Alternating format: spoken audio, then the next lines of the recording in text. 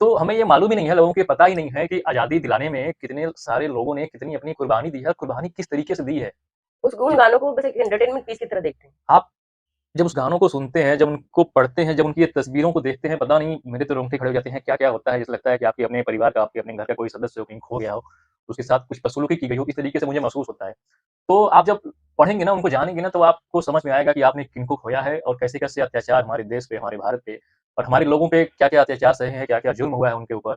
और उसके बाद 1857 हो या आज़ादी से पहले 1857 से लेके 1947 तक जो भी लड़ाइयाँ होती रहीं, लड़ाई तो नहीं बोलेंगे, जो भी क्रांतियाँ होती रहीं, हुँ। उसमें कितने लाखों, हज़ारों, सैकड़ों मतलब लोगों ने अपनी जान की और ये कुर्बानी दी। क्रांति सिर्फ़ भगत सिंह जी पर आकर या शुरू होकर या वहीं खत्म नहीं होती। हाँ, ये जब तक मुगल राज और हमारी जो हिस्ट्री हमें बताती है कि वहाँ से जब तक हम लोग अपने आपे में आए तब तक बहुत कुछ खो चुके थे। लेकिन उसके बाद भी जब लोगों को स्पेशली ब्रिटिश लोगों को ये लगा कि अरे यार इतना कुछ लूटने के बाद भी भारत आज भी चिड़िया है, सोने की चिड़िया है, आज भी उसे उतना और लूटा जा सकता है। तो वो आकर 200 साल तक हमारे सर पे आकर के बैठ गए। और ये क्रांति कब शुरू हुई थी? चाप्टिकर ब्रदर्स ने शुरू की थी 1897 में।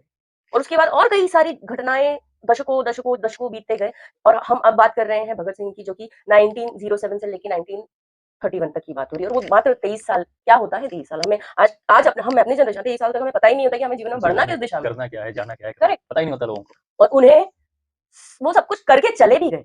और उनके जितने भी एक्ट्स हैं अभी हम हमारे पास हमारी तो खैर मैं अपने आप को बहुत लकी महसूस करती हूँ इस बारे में क्योंकि मेरा दौर आपका दौर या हमारा दौर वो था जहाँ पर फेसबुक भी था, यूट्यूब भी था, इंस्टा थोड़ी देर से आया 2015 में आया। लेकिन उतनी सारी चीजें थी जहाँ पर चीजें मटेरियल मिलता था लेकिन हमारे लिए वो प्रायोरिटी नहीं थी हुँ, या हमारे सिलेबस वहां से हमें पढ़ना ये सब सिस्टम में नहीं था। हमारे लिए पढ़ाई या नॉलेज गेन करने का मात्र जरिया होता था या तो टीचर्स और बुक, है ना, रेफरेंस। और बहुत हुआ तो दूसरे मटेरियल्स जो मुझे हुँ। नहीं पता वो जो शॉर्ट बुकलेट्स आती हैं, शॉर्ट में अगर समझना है तो ट्यूशंस, इस तरह की चीजें हुआ करती थी और आज भी होती हैं। लेकिन लोगों के पास आज इतना ज्यादा सोर्स रिसोर्स है गूगल पे मतलब जो भी कुछ जानकारी चाहिए तुरंत आप अपना माइक्रोफोन स्टार्ट कीजिए ऑन कीजिए और आप पूछ सकते हैं और आपको पूरा एआई या जेमिनी या चैट जीपीटी या यूट्यूब भी बहुत कुछ बता देगा। हुँ, आज आप उस दौर में चल रहे हैं लेकिन हमने मतलब अगर गिनती की कुछ किताबें ही सही जैसे यहाँ हमारे पास भरी पड़ी होती हैं और भरी पड़ी मतलब अच्छा ये लगता है कि हमने इन्हें तब भी पढ़ा और आज भी हम पढ़ रहे हैं और हम बहुत प्राउड फील करते हैं यार कि वो चीज़ हमारे पास ऐसे किताबों के तौर पर है, खुशबू हम उनकी ले सकते हैं, उनके उन शब्दों को महसूस करके जी सकते हैं। आप भगत सिंह पर लौटते हैं, हम वैसे तो बहुत